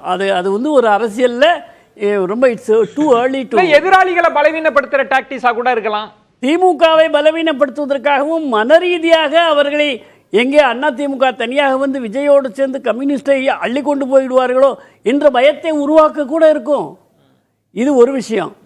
விஜயோடு காங்கிரஸ் தொடர்பில் இருக்கிறது என்பது எனக்கு உள்ளிருந்தவர்கள் சொன்ன விஷயம், ஊடகத்தில் வந்தது மட்டுமல்ல. அப்படி தொடர்பில் இருக்கின்ற பொழுது காங்கிரஸ் விஜய் கட்சியோடு தொடர்பில் இருக்கிறார்கள். நேற்றைய தினம் வெடித்த பூகம்பம் இருக்கிறதே பெருந்தலைவர் காமராஜரை குறித்து, அந்த ஒரு காரணம் வரும் காங்கிரஸ் விட்டு திமுக விட்டு வெளியே வருவதற்கு. அதனால அவங்களுக்கு காரணமும் கிடைச்சு போச்சு. நீங்க சொல்வது எதிராளிகள் அணி பலவீனத்தை பத்தி, நான் கேட்பது இந்த அணி அது கூட ஒரு ஸ்ட்ராட்டஜி தானேங்க. எதிராளியுடைய இப்போ விஜய் ஏன் எல்லாரும் விரும்புறோம், விஜய் ஏன் எல்லாரும் கேட்கிறோம், விஜய் வந்து எஸ்சி எஸ்டி வாக்குகளை பிரிப்பார், விஜய் திமுகவுடைய அதிருப்தி வாக்குகளை பிரிப்பார், விஜய் பெண்களுடைய வாக்குகளை பிடிப்பார், விஜய் இளைஞருடைய வாக்குகளை பிடிப்பார். இப்படி வரிசையாக திமுகவினுடைய வாக்கு வங்கிகளாக நீங்க எதிர்பார்ப்பது விஜய் தனிச்சு நிக்கிறது தான். நீங்க எதிர்பார்ப்பது அதிருப்தி ஓட்டுகளை இபிஎஸ் அவர்கள் வேணும்னு நினைக்கிறாங்க. இவையெல்லாம் திமுகவுக்கு விழுந்த வாக்குகள். ஆன்டி இன்கம்பன்சினால அண்ணா திமுக விழ வேண்டியது. நிறைவு சுற்று. பிரியன், ரொம்ப சுருக்கமா, இந்த சுவாரஸ்யமா இருக்கும் சஸ்பென்ஸ் எல்லாம் சொல்றீங்க, என்ன நடக்கும்னு நினைக்கிறீங்க சுருக்கமா? இல்ல, கண்டிப்பா வந்து தமிழ்நாடு அரசியல் வந்து ஜனவரி, டிசம்பர், ஜனவரி மாதங்கள்ல பல திருப்பங்களை சந்திக்கக்கூடிய வாய்ப்பு இருக்கு. அதாவது அது வந்து திமுக கூட்டணி இன்டாக்டா அப்படியே கண்டினியூ ஆகுது வச்சுக்கோங்களேன். அப்போ எதிர்க்க இருக்கிற அணிகள் வந்து தங்களை வந்து கன்சாலிடேட் பண்ணிக்கக்கூடிய அவசியம் இருக்குது. தங்களை வந்து இன்னும் ஒருங்கிணைத்து கொண்டு திமுகவை எதிர்க்க வேண்டிய அவசியம் இருக்குது. அந்த இடத்துல தான் வந்து இந்த ஷிஃப்ட் நடக்கும். ஆக்சுவலாக வந்து அதிமுக தாவேகா அப்போ பாஜக கை விட்டுட்டு அவங்க போவாங்க. அப்போ அந்த கூட்டணியில் வேறு பல கட்சிகள்லாம் வரதுக்கான வாய்ப்புகள் இருக்குது. ஆனால் ஒரே ஒரு விஷயம் தான் எனக்கு ரொம்ப ஆச்சரியமாக இருக்குது, அது மட்டும் சொல்லி முடிச்சிடுறேன். இன்னைக்கு பேட்டியில் வந்து எடப்பாடி சொல்கிறாரு, திமுகவுக்கு எதிராக அணி அமைப்பதில் உள்ள சிரமம் என்னன்னா, திமுக இருக்கிற பணபலமும் அதிகார பலமும் எங்கிட்ட இல்லாத இருக்கு, அதனால தான் திமுகவுக்கு எதிராக ஒரு அணி கட்டமைக்க முடியலன்றாரு. இந்த வருஷத்தோட சிறந்த ஜோக்கா நான் அதை பார்க்கிறேன். மிக சுருக்கமா என்ன சுவாரஸ்யம்ன்றது பாக்குறீங்க, என்ன நடக்கும்? நீங்க இப்ப நித்யானந்தம் சொன்னாரு, தாவேகாவும் காங்கிரஸும் பேசி கொண்டு இருக்கிறது. இப்ப இந்தியா அலையன்ஸுடைய மீட்டிங் நடக்க இருக்கிறது ஒரு 2 நாள்ல. ராகுல் காந்தி நேரடியாக முதலமைச்சர் மு க ஸ்டாலினோட பேசி அந்த மீட்டிங்க்கு டைம் கேட்டு அந்த கோஆர்டினேஷன் அப்படின்றது அந்த லெவல்ல இருக்கு. அப்ப இந்த கூட்டணி வந்து இந்த பிரச்சனைகளுக்காக எல்லாம் உடையும் அப்படின்ற எதிர்பார்ப்பு அப்படின்றது ஒரு பகல் கனவாவே இருக்கும் அப்படின்னு பாக்குறேன். பட் என்னன்னா, உங்களுக்கு இந்த கான்வர்சேஷன் பூரா, இந்த பேச்சுவார்த்தை பூரா தாவேகாவை சுற்றி களம் மாறி இருக்கிறது அப்படின்றதே வந்து அதிமுகவுக்கு ஒரு மிகப்பெரிய பின்னடைவாக. மிகச் சுருக்கமா, கொள்கை வெங்காயம் ஒண்ணுமே கிடையாது, வெற்றி மட்டும்தான் தேர்தல். இதை எதிர்க்கட்சிகள் புரிந்து கொண்டிருக்கிறார்கள். விஜய் அவர்கள் புதியவராக இருக்கிறார், அவரும் புரிந்து கொள்வார். அப்படி புரிந்து கொள்கின்ற நேரத்திலே ஓரணியாக முழுவதும் எதிர்க்கட்சி திமுகவை ஆன்டி இன்கம்பன்சியும் சேர்த்து திமுக கட்டமைப்பு பலத்தை விட அதிகமான பலத்தை பெற்று அண்ணா திமுக தலைமையிலே ஆட்சி அமையும். பொங்கலூர் மணிகண்டன், சுருக்கமா. 4.5 ஆண்டு காலத்தில் பாஜகவை வீழ்த்துகிறோம் என்கிற போர்வையில் தமிழ்நாட்டு மக்களை காக்க தவறிவிட்டது பாஜக, திமுக. எனவேதான் மக்களை காப்போம், தமிழகத்தை மீட்போம் என்கிற எடப்பாடி அவருடைய அந்த கோஷம் எடுபடும். நிச்சயமாக அதிமுக தலைமையில் மிகப்பெரிய அணி அமைந்து 26 ஆட்சி அமைக்குங்க. நன்றி. சிறப்பு விருந்தினர்களுக்கு நெஞ்சம் நிறைந்த நன்றிகளை தெரிவித்துக் கொள்கிறேன். மற்றொரு தலைப்பில் சந்திக்கிறேன். நன்றி, வணக்கம். அது வந்து கண்டிப்பா ஏற்றுக்கொள்ள முடியாது. பிரதானத்துவம் இந்த கூட்டத்துக்கு கூட்டப்பட்டது. ஏன் இவ்வளவு ஒரு கன்ஃபியூஷன்? நான் ரொம்ப